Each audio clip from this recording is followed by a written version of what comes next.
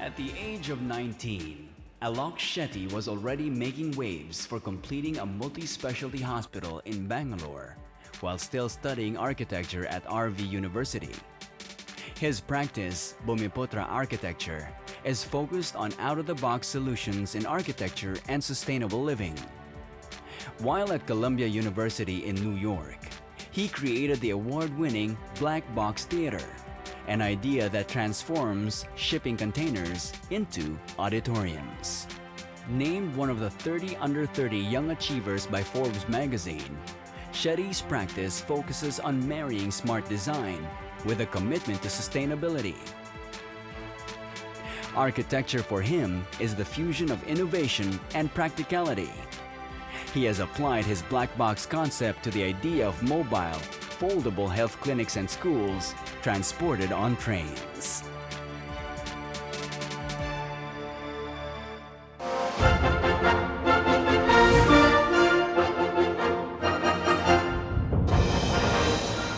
Ladies and gentlemen, please welcome the architect and principal of Bumiputra Architecture, Mr. Alok Shetty.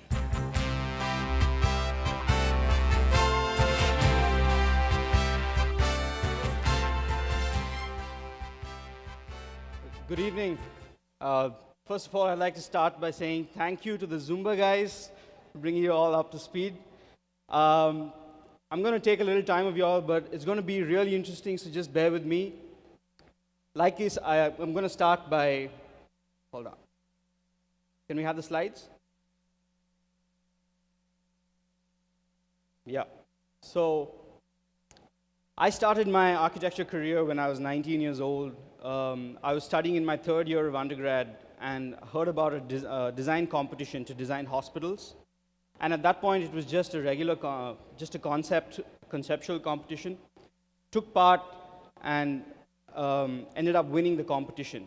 But what they loved about the design was how practical it was, coming from a student. So they called back and said, listen, we'd like for you to come on board and design the real thing. And at that point, I had no architectural license. I had none of it. And I said, yeah, I'll do it. We hired a local architect to sign off on all the documents. And before we started this, I spent a year in hospitals. I spent one whole year in hospitals interviewing doctors, hospital staff, nurses, administration, and asked them what was wrong with the existing design of hospitals. In India, at that point, this was in 2005, there was still no international practices when it came to the design of hospitals. And after a year of spending time in operation theaters, in ICUs, in hospitals all over the country, we started to design it. By the time I was 20, we had what is now considered India's first state-of-the-art, internationally accredited hospital. And all future models of hospitals were then molded on this model. And this was a great learning experience working with doctors on my very first project, because doctors approach problems in a very simplistic manner. There is a very famous saying called Occam's razor, which says, the simplest solutions are most often the right solutions. And they use this to diagnose patients. You know, when something is wrong, you don't immediately think cancer. You start with a common cold, and then you go as it is. So we use those same design principles in our architecture firm going forward. So I'd like to take you through about 4 or 5 projects, starting from projects that are only $100 to $100 million, and how we've applied those same principles to make sure that we provide a better quality of living for different economic societies. So these are a few more pictures of the hospital that was done back in 2005. Fast forward to my master's program at Columbia University. TED Talks approached Columbia and gave us a design problem. They said, if you were to have a TED conference or a conference like this in the middle of nowhere for 250 people, how would you design something, or how would you design the infrastructure to hold that kind of a conference? So me and 2 of my classmates, Nathan and Shay, we came up with what we call the Black Box Auditorium. Ideally, it had to be deployable because it had to be sent all over the world. It had to be low cost because it could be scaled. All-inclusive, which means it generated its own electricity. And it had to be flexible because you had different kinds of terrain all over the world, and it had to feature for that. So we came up with a shipping container because we knew that the logistics of moving a shipping container around the world had already been figured out. You could take it by land through 18-wheeler trucks, by sea on the back of a ship, and you can airlift it. So essentially, there's nowhere a shipping container could not reach. And this is what we came up with. Could we play the video, please?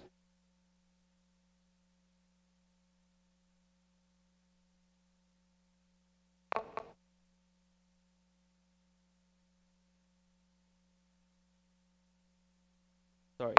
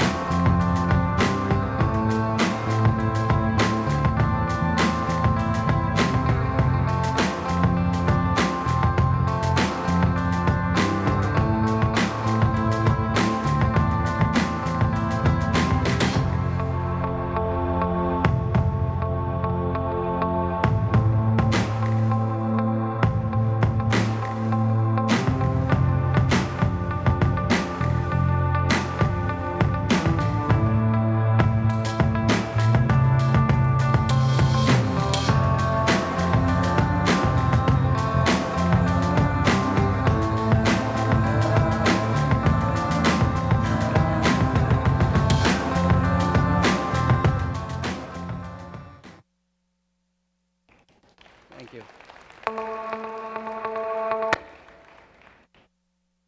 Can we go back to the slides? Yeah. So what is essentially a 40-foot shipping container converts itself into a 250-seat auditorium in less than 4 hours. And essentially, you could have a conference in the middle of a desert because we've designed a solar-powered fabric canopy that can generate its own electricity and stores it in lithium-ion batteries, and that kind of powers the whole system. So Doris, for next year's, you can call me up for the next summit, and we put it in this. So we've also designed it to be flexible so you can use it as a half configuration or a full configuration based on how many people you want it to serve. And you can use the space underneath it. And essentially, it's like an IKEA catalog. You just know that there are so many parts. Part A goes into part B, and it comes with an instruction manual, so with very little text, and it's more pictographic. So it's very easy for people to understand and assemble it. This project got a lot of good press around the world, and when I moved back to India, I realized that even though this has a lot of implementation, we kind of pivoted on it, and we used India's largest network, which is our railways. And what we've done is now we've taken a train compartment module, just like a shipping container, and we've designed portable health clinics. So what happens is a train goes to a very rural village. The last compartment is dropped off. It opens up. It administers vaccines, healthcare, routine checkups. It closes up. The next train comes, picks it up, takes it to the next village. And so we're doing that now with schools and clinics. And a lot of people from TED to captains of industry have come to us saying they want to fund it, but we're like, no, in India, labor is cheap, and we'll do it ourselves. So you should see that roll out by the end of the year. Thank you. So I moved back to India in 2011, and the minute I moved back, I started Bhumiputra up again in full force. I started it at age 19, but it was just me for a very long time. Just me and my laptop saying we had an office. I made my own cards and everything. But once I came back, we started in earnest. And the first thing we decided was with every new project that the firm got, we would adopt one underprivileged child's education and go on from there. So we started with Rakesh. So what is one child is now 30 children that we've adopted. And what we do with this is over 4 years now, we've just started to understand how they live, and we've started speaking to their families, and they have very inhospitable living conditions. So the next step as architects was to try and see, is there a way that we can redesign homes for the, completely poor people in India, in the slums.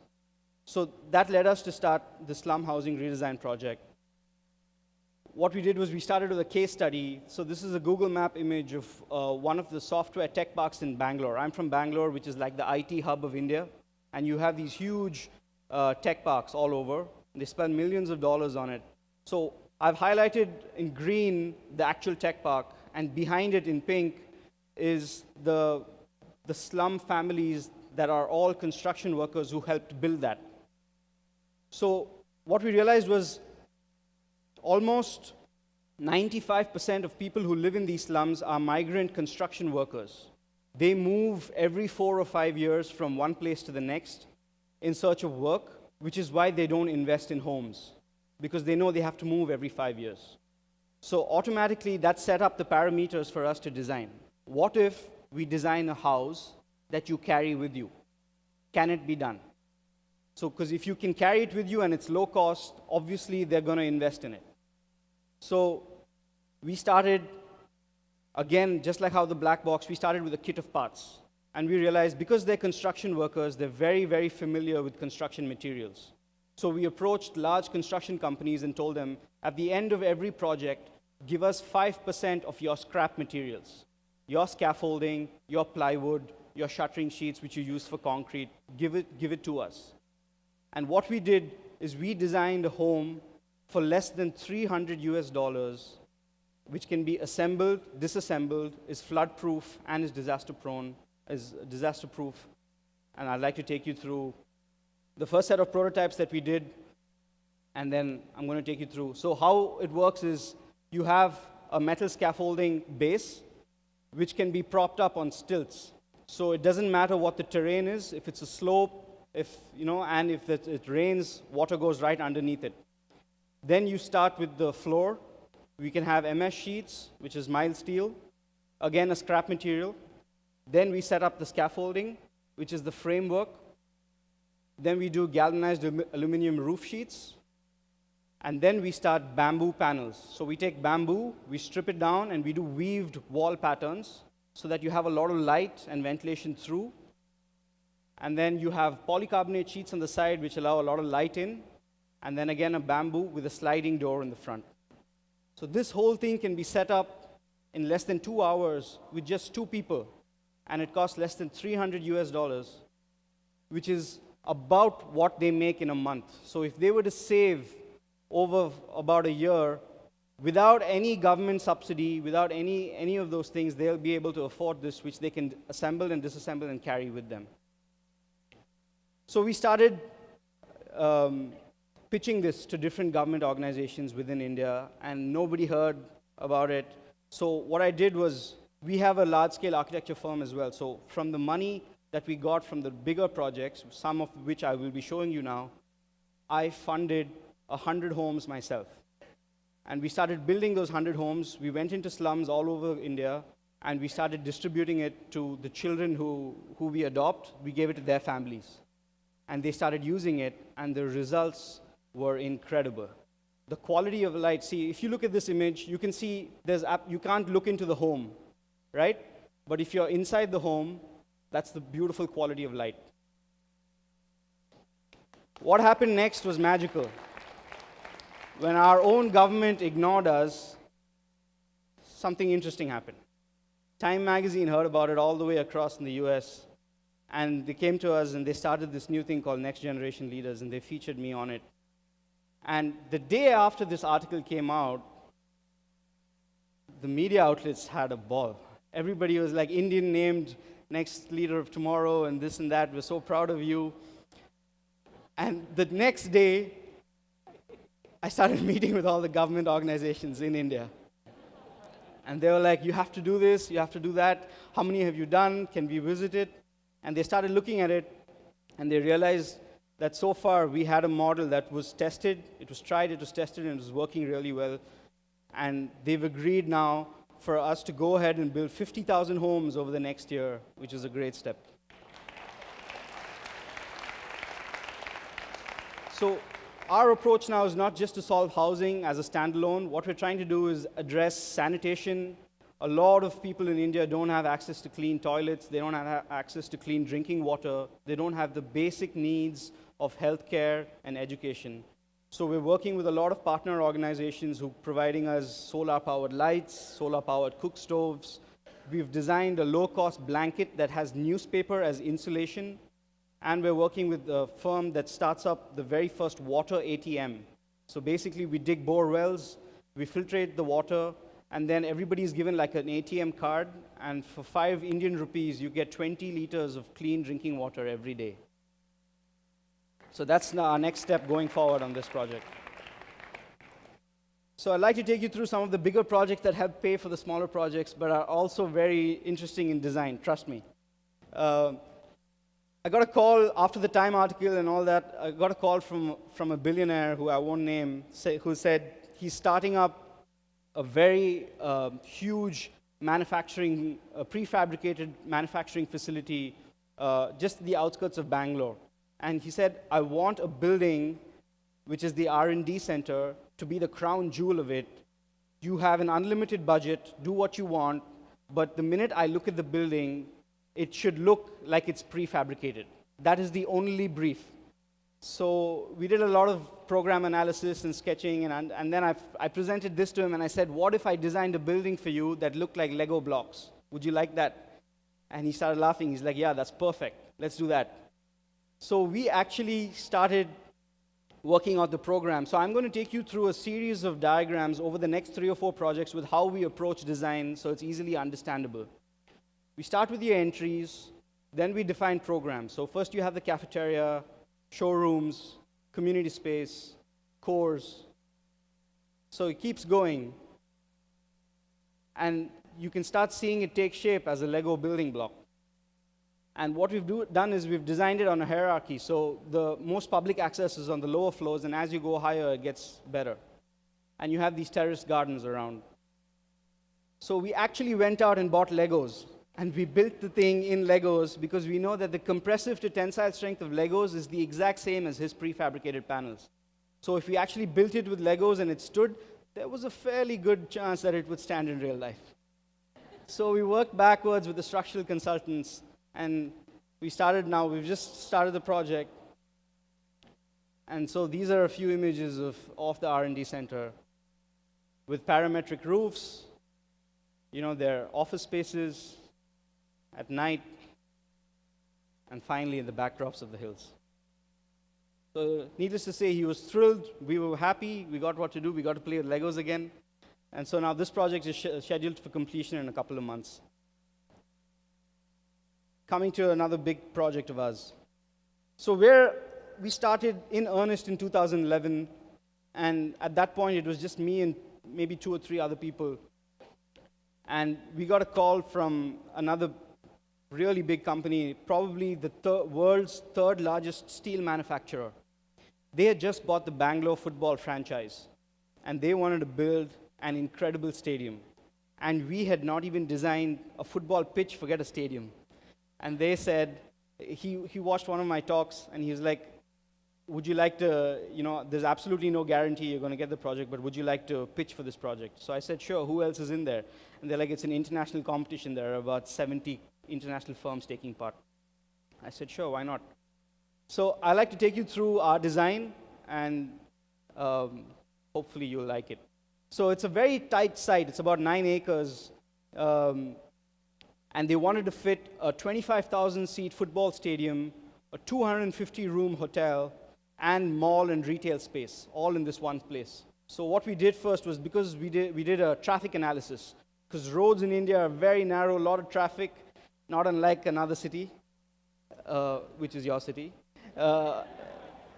So we did a lot of traffic analysis, trying to understand which are the one-ways, the two-ways, and things like that. And then we did massing. How much space does a 25,000-seat stadium take? And then we put the tower to the north, because the south would have cast a shadow. And then we took the rest of the space and we just extruded that mass. Now, it seems like a pretty straightforward project. What makes it different? There's a huge neighboring community of, it's residential. So it's a lot of homes. And you don't really want to intrude on their peace and quiet. So what we did was, we took that green part, we bent the roof of it, so that you could actually climb up the side of the building and you had a public park all on top of the stadium. So if you go for your morning walk, you can go for a walk on the road, climb up the side of a building, go for a run on top of a stadium, and come back down. So that was the proposal. And then we started designing how the entries were, how to go into the basements. We had various end users. So again, we started to build it up. First the stadium, and then you had the mall and the retail space, and then you had the roof on top, and then you had the hotel tower. So we started with the massing exercises, game day, and then you had LED lights built in so you can change the atmosphere, concerts, your concession stores, football locker rooms, VIP restaurants, the hotel, the VIP boxes. Yeah.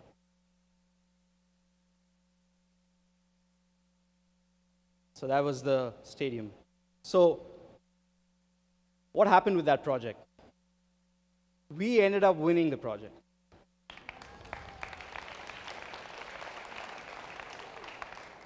Okay, I'm told I've got to wrap up in a minute, so I think I may have to jump through a few projects. Right, so this is another modular school project where they wanted to design in 2 stages, so I'm just going to quickly run through these. Again, you get the gist of it. What we do is we first understand user base, the end user, and then we design based on phase-wise rather than what the building should actually look like. It's more important how it performs. And then, so this is, again, the interesting thing about this project was we designed it with electroluminescent louvers. So during the time of the day when the sun moves, it changes color. The louvers change color. So this is another really cool project, and I think I'm going to wrap up. Our final project, I'm just going to run through this. We just finished, made out of bamboo. So this is for the children that we started adopting. We're at 200 now with our partner organizations. So we've just started their first school project for them, built out of bamboo and laterite. So thank you. Thanks. That's all my time.